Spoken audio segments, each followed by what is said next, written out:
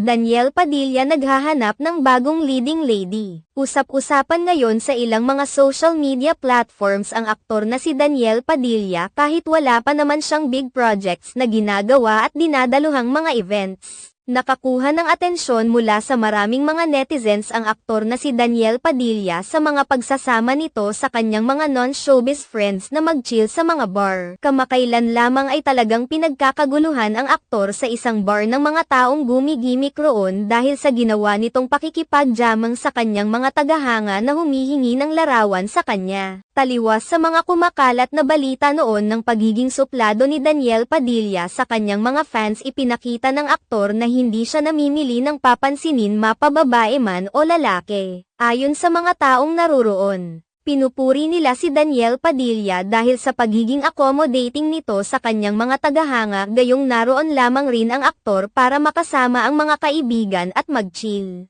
Subalit, pinagbibigyan umano nito ang mga fans na humihiling ng selfies at mismong aktor pa ang lumalapit sa table para makakuha ng mga larawan ang kanyang fans. Kung titingnan ay tila naka-move on na rin ang aktor sa nangyaring hiwalayan nila ng kanyang longtime girlfriend na si Catherine Bernardo, maging ang kanilang mga fans at tila naka-move on na rin dahil walang ni isa man lamang sa mga tao roon ang nagtanong patungkol sa aktres. Talagang ini-enjoy lamang nila ang presensya ni Danielle Padilla. Tila nasasanay na rin ang maraming mga fans na hindi na maaring pagdikitin pa ang mga pangalan ng dalawa dahil nagtapos na ang chapter na kanilang pagsasamahan sa kanilang mga buhay ngayon. Sa ngayon ay pareho na silang masaya sa mga landas na pinili nila malayo sa isa't isa at magpatuloy sa kanilang mga buhay nang hindi na sila magkasama. Sa kabila nito, hiling ng mga taong nagmamahal sa kanila na sana ay magtagumpay pa rin ang dalawa kahit hindi na sila magkasama pa sa pag-abot ng kanilang mga pangarap.